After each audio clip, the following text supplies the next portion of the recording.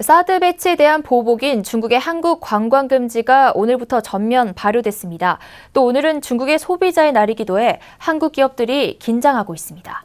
중국의 소비자 고발 프로그램인 완후이가 한국 기업을 겨냥해 반한 감정을 부추길 수 있기 때문입니다. 이에 사드 보복 2차 쇼크가 시작되는 게 아니냐는 우려가 나옵니다. 자세한 이야기 보도국 이보경 기자와 나눠보겠습니다. 안녕하세요. 안녕하세요. 네, 오늘 한국 관광 금지 조치가 전면 발효됐는데요. 중국 관광객들이 평소 많이 찾는 명동도 벌써 분위기가 달라졌다고요? 네, 그렇습니다. 오늘부터 한국 관광 금지 조치가 전면으로 시작이 됐는데요. 오늘 명동의 모습 보시죠.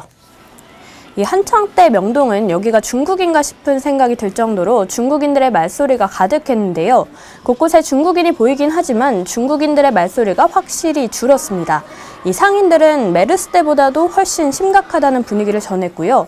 곳곳에 비어있는 상점들은 상황이 얼마나 심각한지 실감케 했습니다.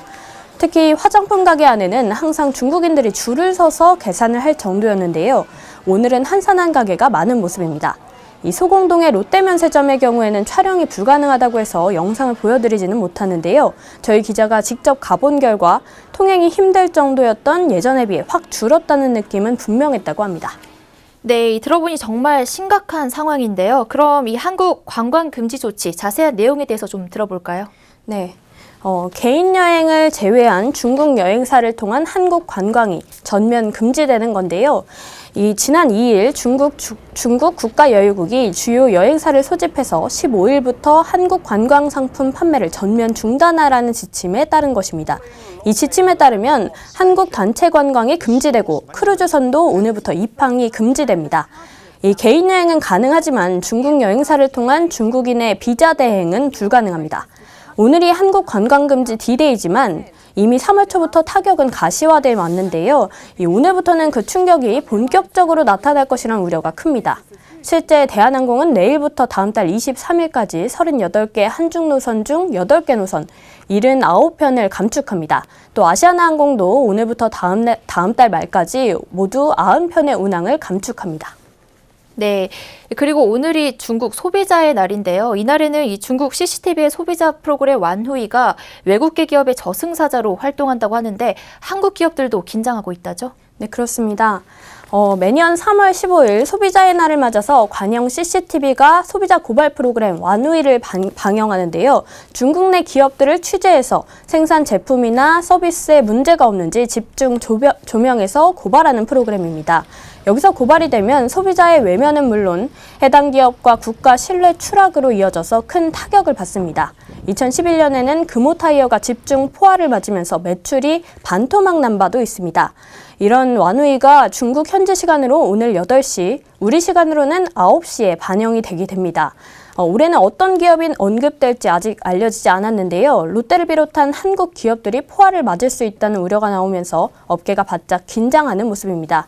이 중국 언론들도 올해 완후이 대상이 어디가 될지 잇따라 추측 보도를 내고 있는데요.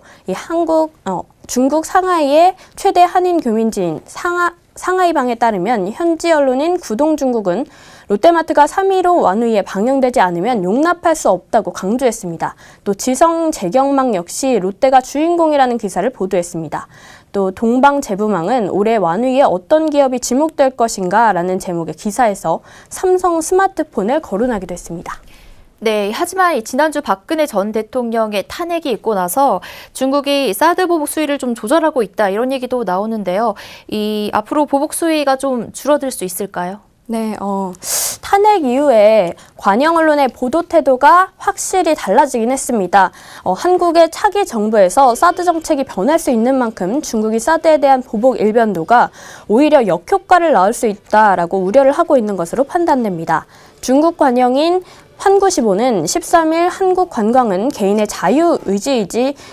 자유의지라고 지적을 했습니다. 또 한국과 한국인에 대해 모욕적인 행위를 해서도 안 된다고 촉구를 했습니다.